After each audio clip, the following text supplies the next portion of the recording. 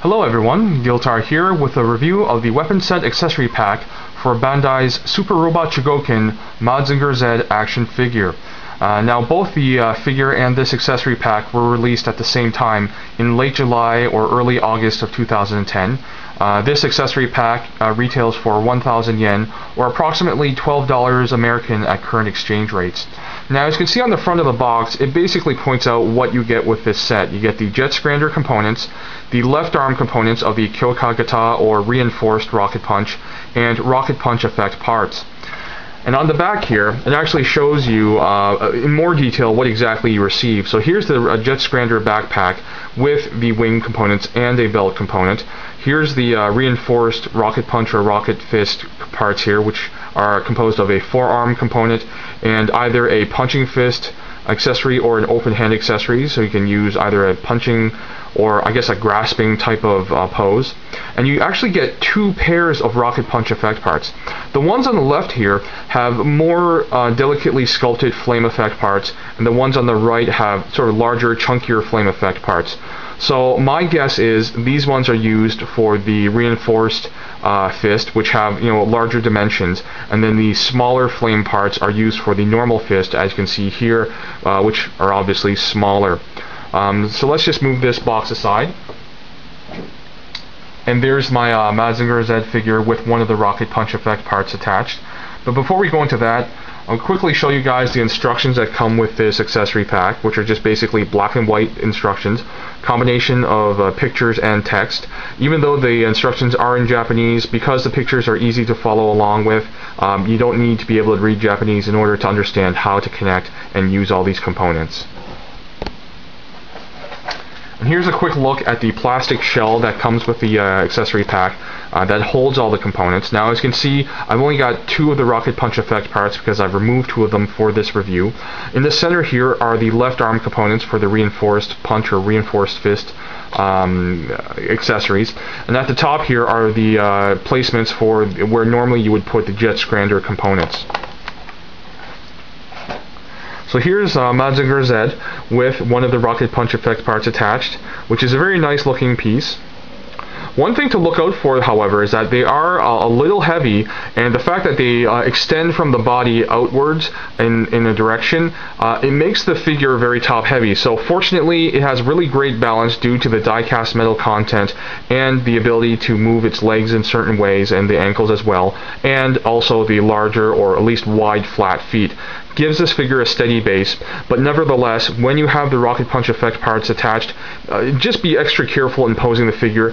Test and make sure that it doesn't wobble or has any risk of falling over too easily, because with the weight of the figure, I can imagine that if this fell over on a table, or even worse, off of a table or a ledge or a display stand or a case, the weight would cause probably some damage if this figure landed wrong, especially with more delicate parts like the chest components here, or these ear spikes, or even the hover piler at the top here, which is made of small delicate plastic components. So again, you really do want to be careful in posing the figure if you attach the rocket punch effect parts. So here's one of them. Now I'm not going to put both of them on at the same time because I do want to demonstrate how you use the rocket punch accessory. I'm just going to remove this for now, put it aside. And here's another rocket punch effect part. Basically, there's a peg on the back that goes into the bicep section of the arm, and then there's a port or a socket on the front where you peg in the forearm. So I'm going to use the left arm here, and just basically I'm going to give it a slight twist and unpeg it from the upper arm section. And basically you just peg this into the front of the rocket punch effect part. Now before you do that, you're going to want to find an indentation, which is on this one right here. And the reason being is that the forearm armor has a piece of plastic that juts out slightly, and you want to be able to fit it in precisely so that it fits into this indentation on the rocket punch effect part, just so that it gets to a more of essentially a flush connection between the forearm and the rocket punch effect part. If you have the piece of plastic here sort of digging into any other part of the rocket punch effect part, it would probably damage or at least dent the effect. Now, something I want to point out here while we're up close, the rocket punch effect part here is actually made up of a softer rubbery plastic. There's give to it, so I think it might either be PVC or something related to a PVC plastic formula.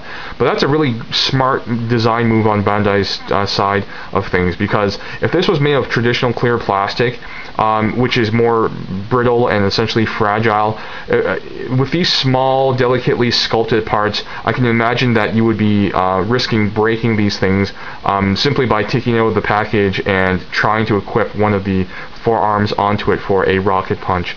So yeah, because it's a rubbery plastic, a flexible plastic, it has a far less chance of damage than if it was a traditional, stiff, clear plastic formula.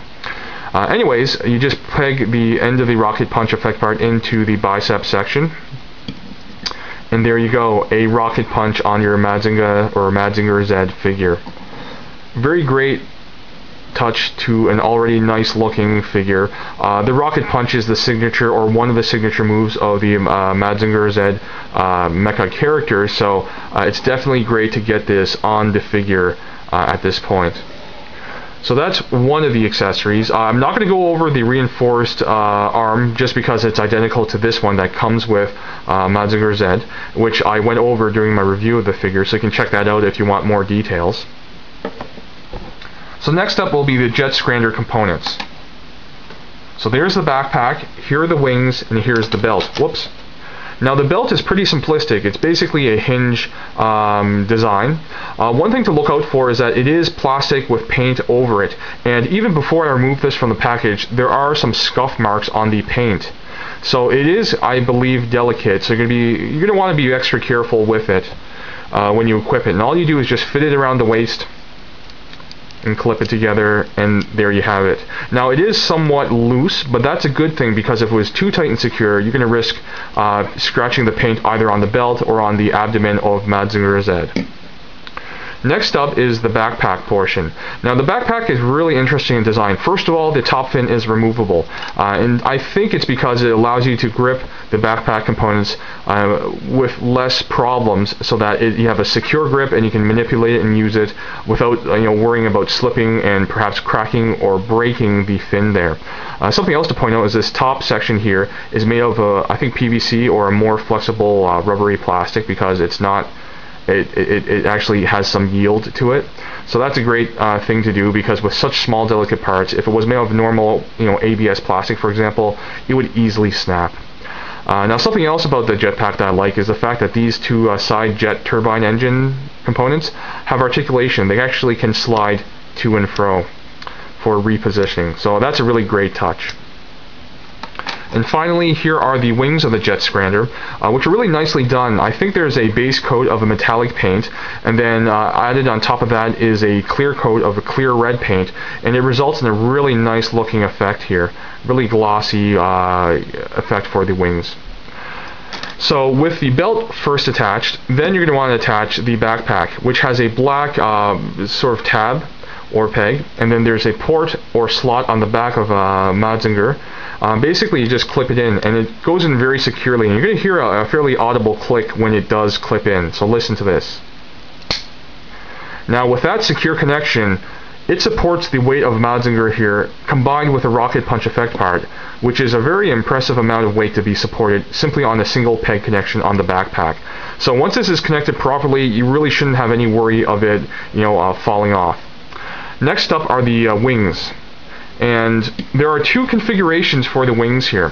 One configuration is an upward angle connection, like so. It'll just be a second here. And you'll hear that click once it goes in properly.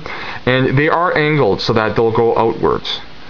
The second type of configuration for the wings is a downward angled configuration. And I think this is really for a sort of like a high-speed flight mode.